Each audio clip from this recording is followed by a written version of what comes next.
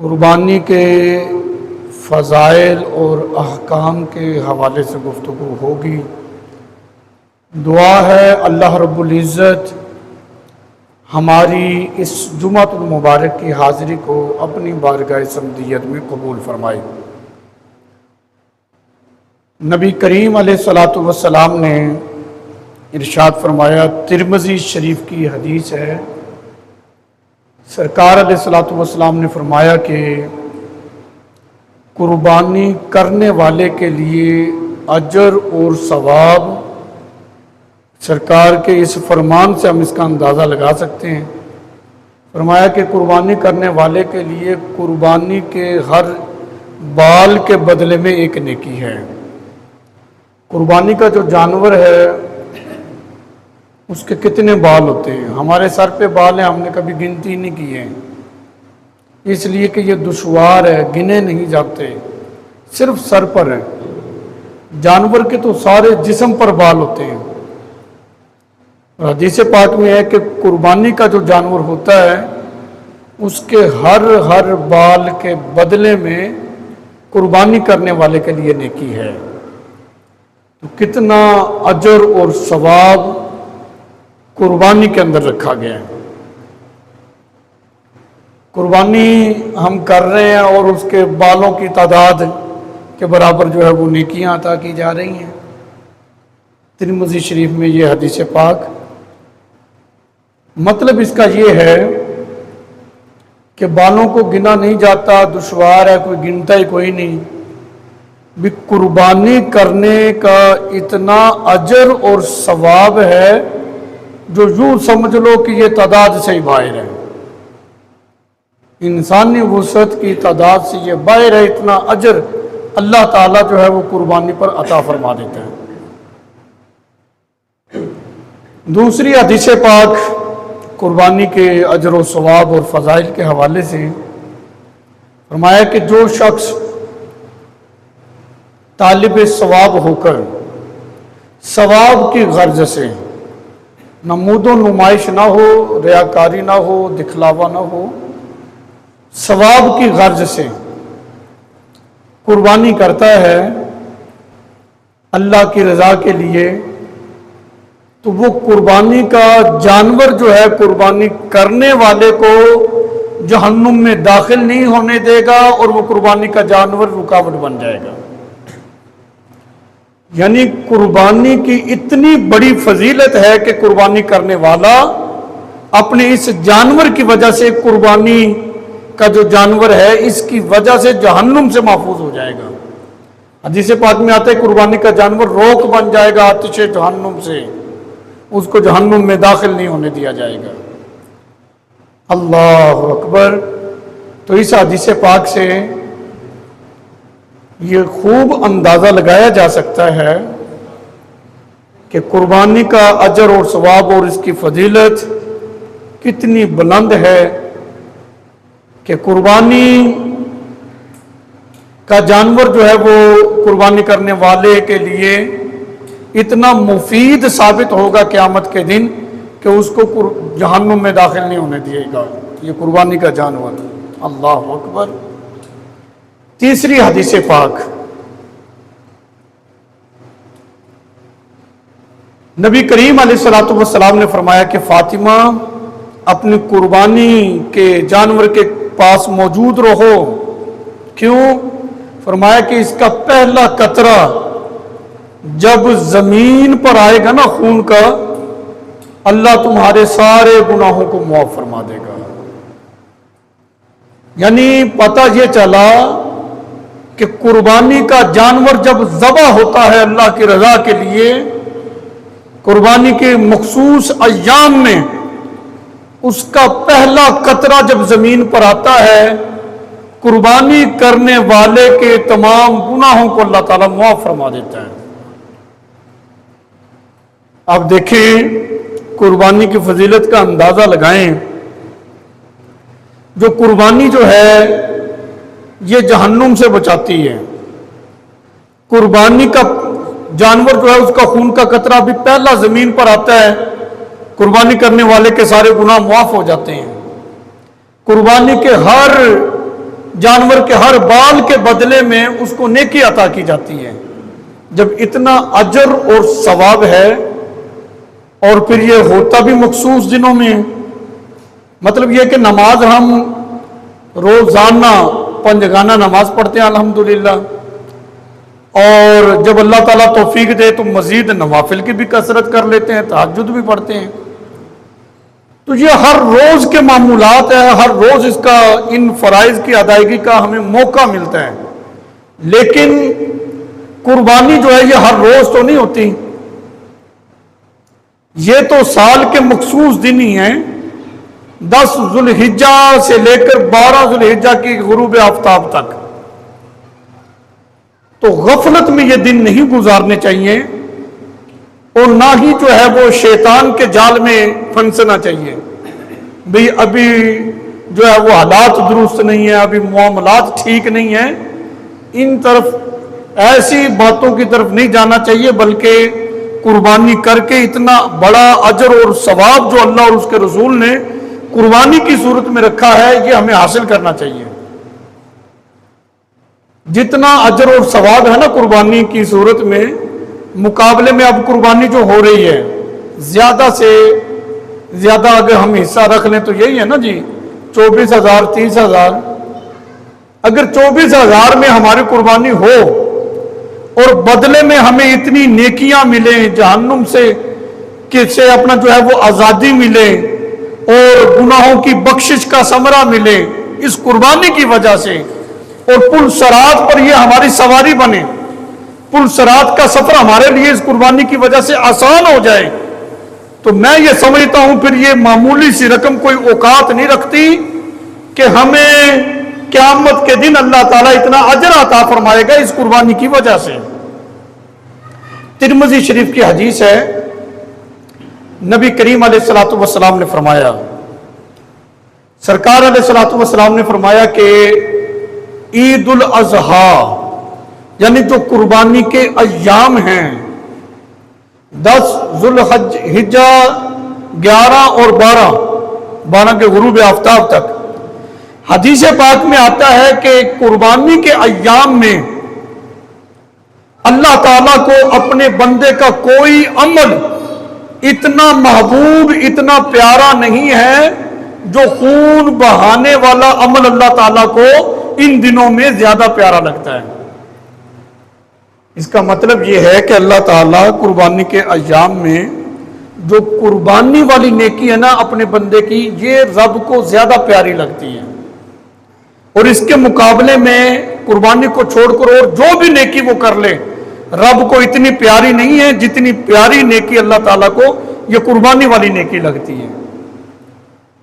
آپ اس حدیث پاک کا جو یہ پہلا حصہ میں نے ذکر کیا یہاں سے اندازہ لگائیں اس بات کا کہ یہ قربانی ایسی نیکی ہے جو اللہ کو بھی پیاری لگتی ہے۔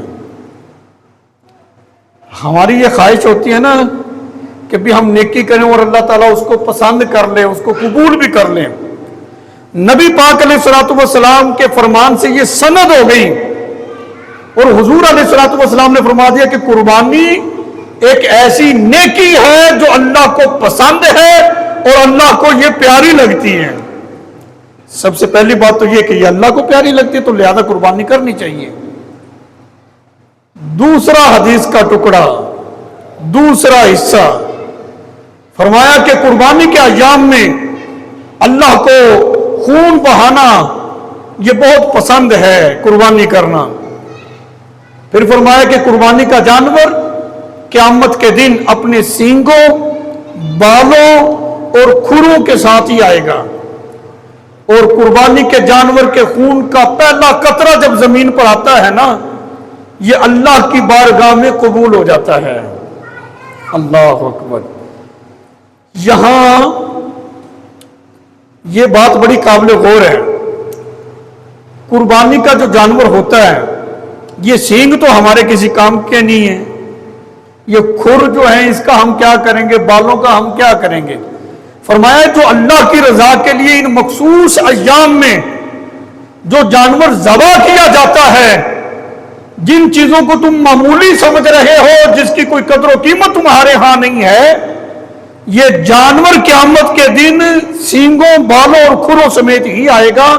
मतलब यह है कि अल्लाह ताला की बारगाह में इसके सींग भी कबूल हैं, इसके बाल भी कबूल हैं, और इसके खुर भी अल्लाह ताला जो है वो कबूल फरमा लेता है।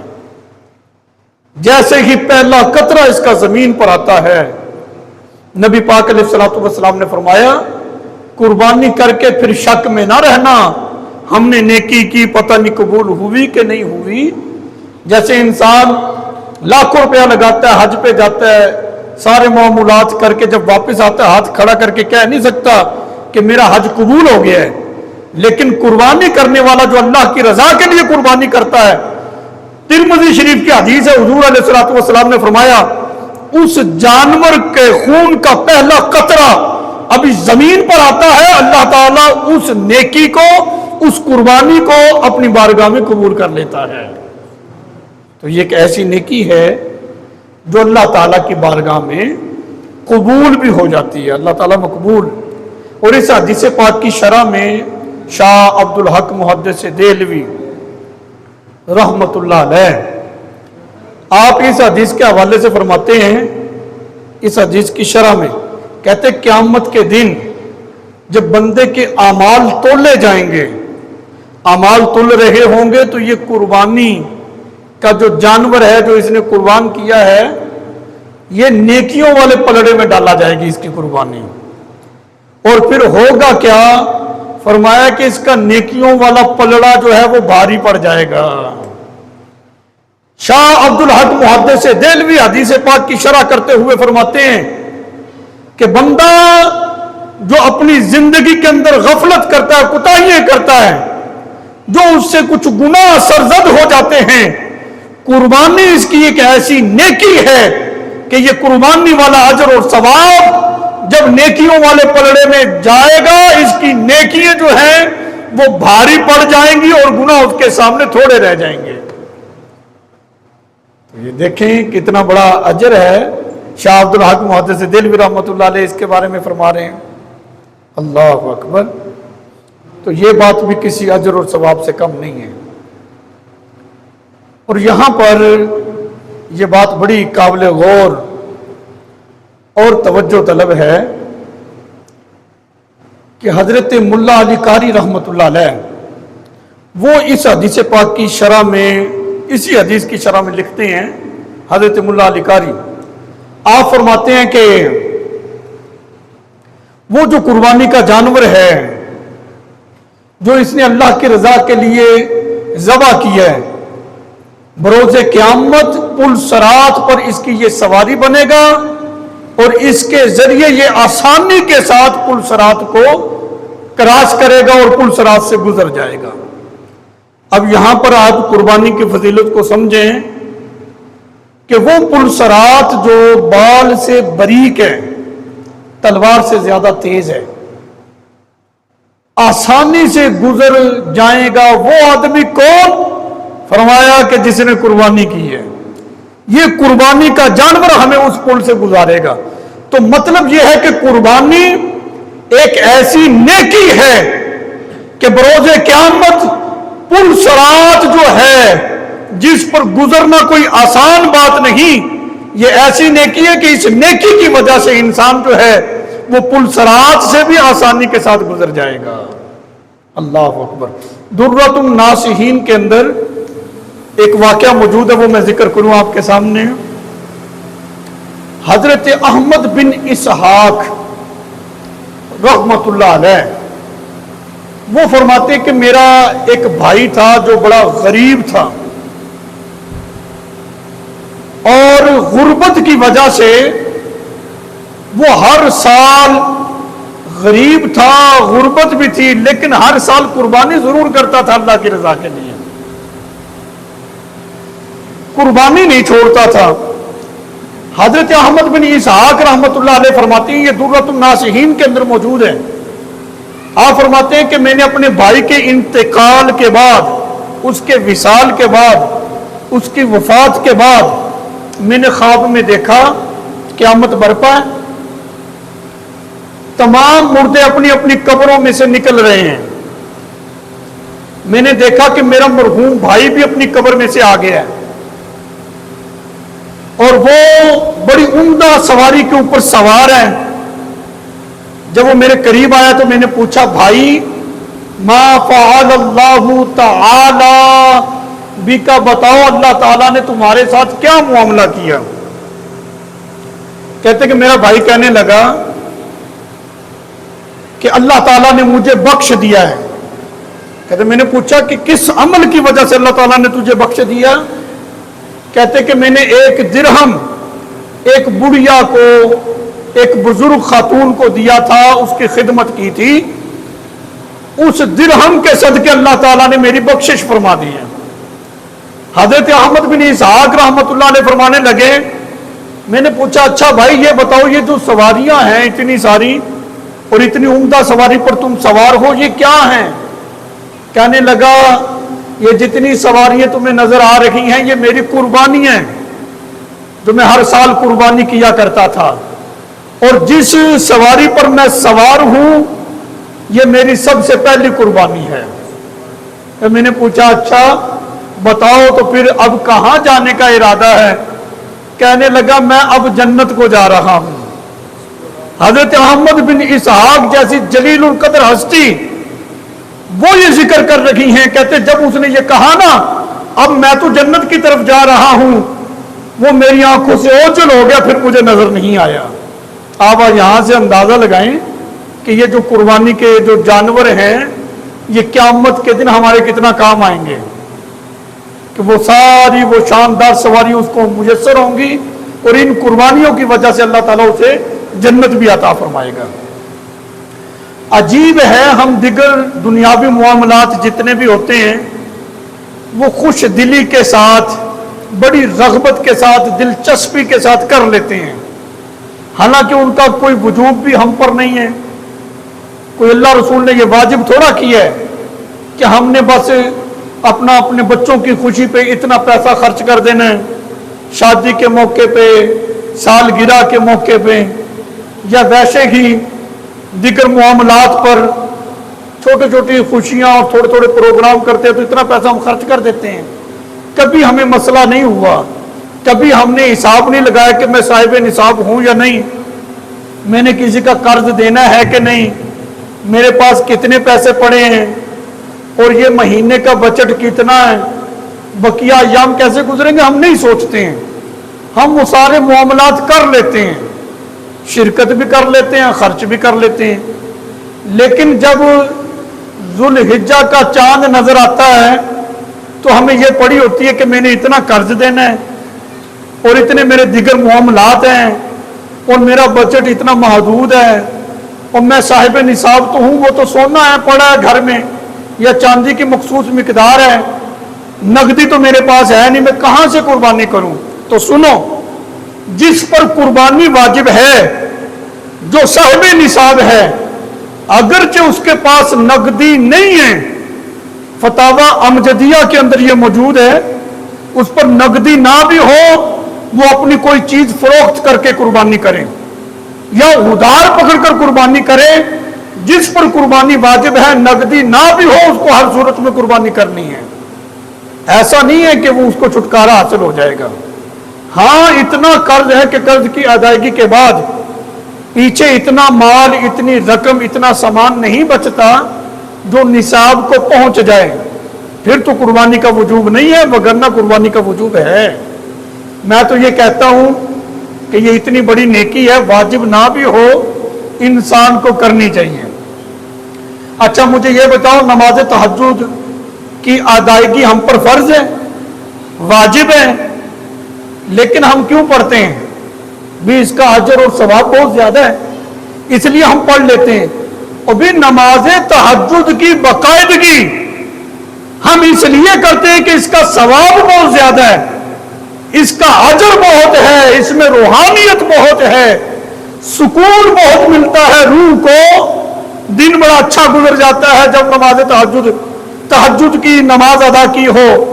मैं कहता हूं अगर नमाज तहज्जुद में रूहानियत है, सुकून है, फर्ज नहीं हम कर लेते हैं, قربانی اگرچہ واجب نہیں ہے، مطلب یہ کہ جو صاحب نصاب نے اس پر تو واجب نہیں ہے، وہ پھر بھی قربانی کرے تاکہ قربانی کے فیوز و برکات، قربانی کا جو اجر و ثواب ہے، قربانی میں جو اللہ اور اس کے رسول نے روحانیت رکھی ہے، یہ بھی انسان کو میسر ہو جائے۔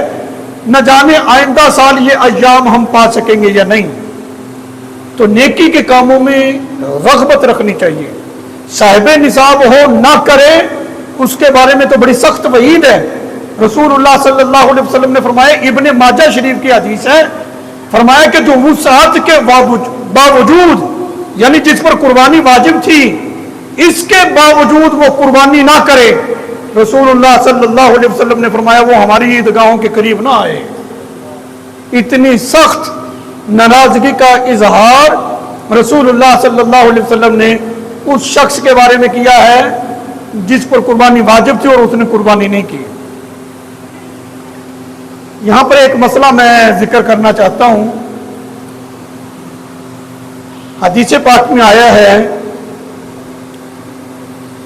کہ جس نے قربانی کرنی ہو، جس کی قربانی ہو،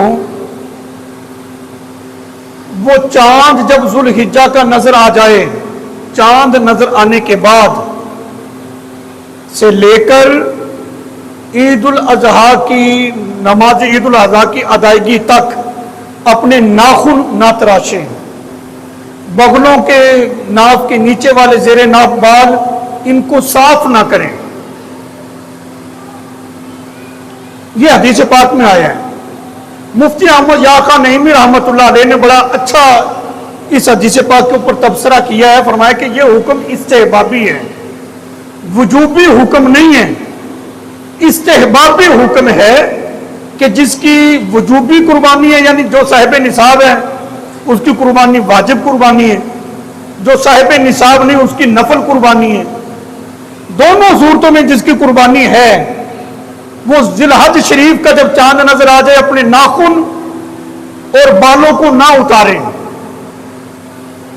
نماز عید الاضحیٰ کی ادائیگی کے بعد ہی اس کو اتاریں تاکہ اس کی مشابہت حاجیوں کے ساتھ ہو جائے۔ حاجی جو ہوتے ہیں وہ بھی تو نہیں نا ناخن اتارتے، بالوں کو اتارتے، تو لہذا ان کی حاجیوں کے ساتھ مشابہت ہو جائے تو یہ ایک بڑا اجر اور ثواب والا معاملہ ہے۔ اعلیٰ حضرت نے بھی فتاوی رضویہ شریف کی 20ویں جلد کے اندر اس مسئلے کو بڑی وضاحت کے ساتھ لکھا ہے۔ فرمایا ہے کہ یہ ناخنوں کا تراشنا، بغلوں کا اور زیر ناف بالوں کا صاف کرنا کہ بھی ذی الحج شریف کا چاند نظر آ جائے تو نہ اتارو، پھر 10 ذی الحج شریف کو نماز عید الاضحیٰ کی ادائیگی کے بعد یہ کام کیے جائیں۔ فرمایا کہ یہ استحبابی امر ہے، کوئی کر لے تو ثواب ہے، نہ ایسا کرے چاند نظر آنے کے بعد ناخن کاٹ لے، بال اتار لے، اس کو کوئی گناہ بھی نہیں ہے۔ اور مفتی احمد یاقا نعیمی رحمۃ اللہ علیہ نے یہ لکھا ہے جس کی قربانی نہ بھی ہو وہ بھی اگر یہ 10 ایام 10 دن ناخن وغیرہ زیر ناف بغلوں کے بال نہ اتارے، پھر نماز عید الاضحیٰ کی ادائیگی کے بعد اتارے گا، اسے بھی انشاءاللہ العزیز اللہ تعالیٰ قربانی کا ثواب عطا فرما دے گا۔ لیکن یہ کوئی وجوبی امر نہیں، استحبابی امر ہے۔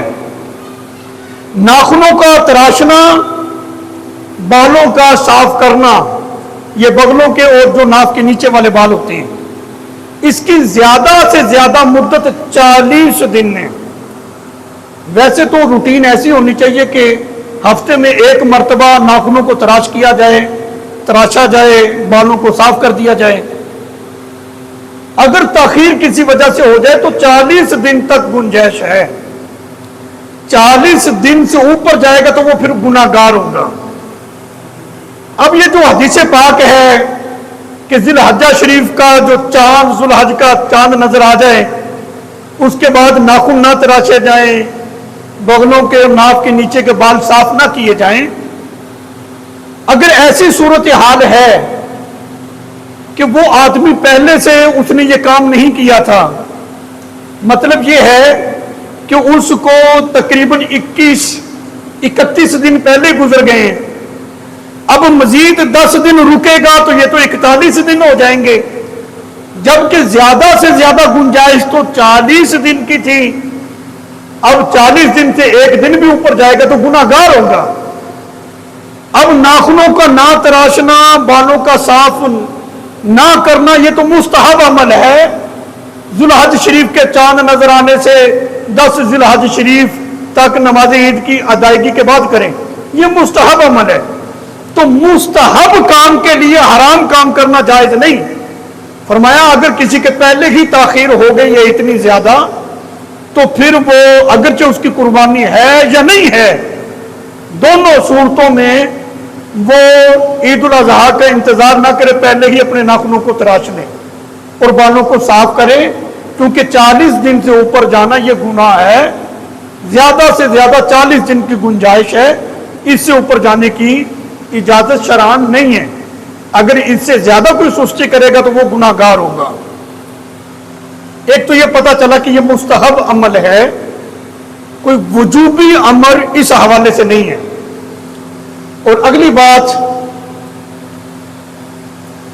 یہ جو جانور ہوتے ہیں نا، چھوٹا جو جانور ہوتا ہے بکرا وغیرہ جو ہے، یہ ایک آدمی کی طرف سے قربانی ہوتا ہے، اور جو بڑا جانور ہوتا ہے یہ 7 افراد کی طرف سے ہوتا ہے، کہ زیادہ سے زیادہ اس میں 7 افراد شریک ہو سکتے ہیں۔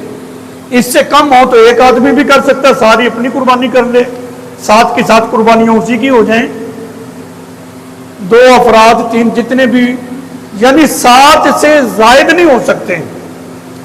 اگر کوئی قربانی کرتا ہے، بکرا ہے، چھترا ہے، دمبا ہے، اور وہ کہے یہ ہم سب گھر والوں کی طرف سے ہے، تو یاد رکھنا پھر یہ قربانی کسی کی طرف سے بھی نہیں ہوگی، کیونکہ چھوٹا جانور تو ایک کی طرف سے ہونا تھا، اور انہوں نے سب گھر والوں کی طرف سے اس کی نیت کر لی ہے، تو یہ کسی کی طرف سے بھی نہیں ہوگا۔ حدیث پاک میں آتا ہے، کتاب الضحایا سیاستہ کے اندر موجود ہے،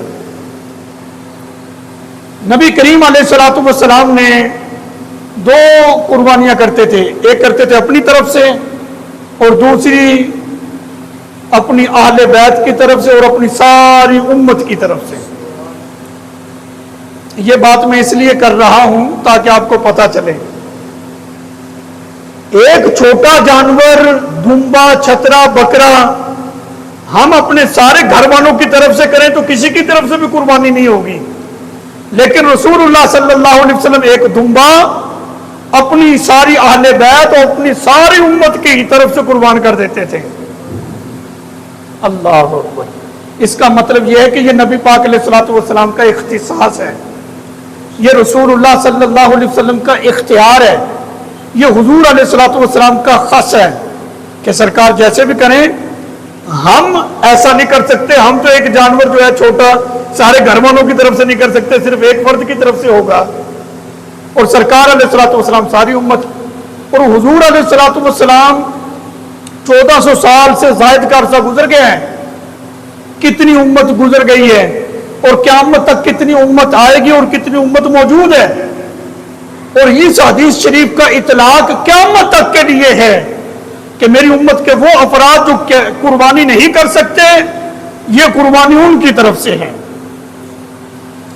تو سرکار علیہ الصلوۃ والسلام نے اپنی امت کا خیال رکھا نا، کہ امت کے وہ افراد جو قربانی نہیں کر سکتے، سرکار علیہ الصلوۃ والسلام نے ان کی طرف سے قربانی کی۔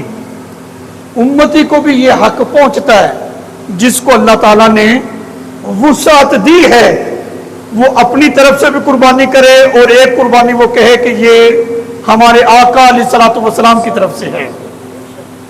جب نبی پاک علیہ الصلوۃ والسلام نے ہر مقام میں، ہر جگہ، ہر وقت اپنی امت کو یاد رکھا ہے، وہ وقت دکھ کا ہے یا سکھ کا، ہر مقام پر حضور نے اپنی امت کو یاد رکھا ہے۔ طائف کی وادیوں میں پتھر برسائے گئے، نبی کریم علیہ الصلوۃ والسلام کا جسم مبارک لہو لہان ہوا ہے، لیکن امت کے لیے دعائیں تو پھر بھی حضور کر رہے تھے، اپنی امت کو پھر بھی سرکار نے یاد رکھا ہے۔ معراج کی رات جب رب تعالیٰ سے ملاقات ہوئی، اتنا قرب کہ اللہ تعالیٰ نے خاص اپنے محبوب کو یہ شرف بخشا کہ اپنے قریب بلایا ہے، لیکن وہ خوشی کا موقع تھا کہ رب کے دیدار سے بڑھ کر اور کیا ہو سکتا ہے۔ وہاں بھی حضور علیہ الصلوۃ والسلام نے اپنی امت کو بھلایا نہیں، اپنی امت کو یاد رکھا ہے۔ یعنی ہر جگہ حضور علیہ الصلوۃ والسلام نے اپنی امت کو یاد کیا ہے، ان کی خیر خواہی کے لیے دعائیں فرمائی ہیں۔ امتی کو یہ حق پہنچتا ہے جس کو اللہ تعالیٰ نے وسعت دی ہے، جس کو اللہ تعالیٰ نے اپنی نعمتیں وافر مقدار میں دی ہیں، وہ قربانی جہاں اپنی طرف سے کرتا ہے، اپنے مرحوم والدین کی طرف سے کرتا ہے، اپنے پیر و مرشد کی طرف سے کرتا ہے، اپنے استاد کی طرف سے کرتا ہے، کرے ساتھ ساتھ اپنے اوپر لازم کر لے کہ میں نے اللہ تعالیٰ توفیق دیتا رہے اپنے نبی کی طرف سے بھی قربانی کر لی ہے، کہ جب حضور کرتے رہے ہیں کہ ہمیں بھی اللہ تعالیٰ توفیق دے کہ ہم اپنے آقا علیہ الصلوۃ والسلام کی طرف سے بھی قربانی کریں۔ جی ٹائم ہو گیا ہے، میں قربانی کے حوالے سے ایک میسج اور ایک پیغام اپنے تمام ناظرین اور سامعین کو دینا چاہتا ہوں۔ وہ یہ ہے، قربانی کیا ہے؟ مخصوص ایام میں جانور لے کر اس کے اوپر چھری چلا دینا، بس یہ قربانی ہے؟ او بھائی، جو صاحب نصاب ہے اس پر یہ فرض ہے، اس نے یہ کام تو کرنا ہے، اس کے اوپر یہ قربانی واجب ہے۔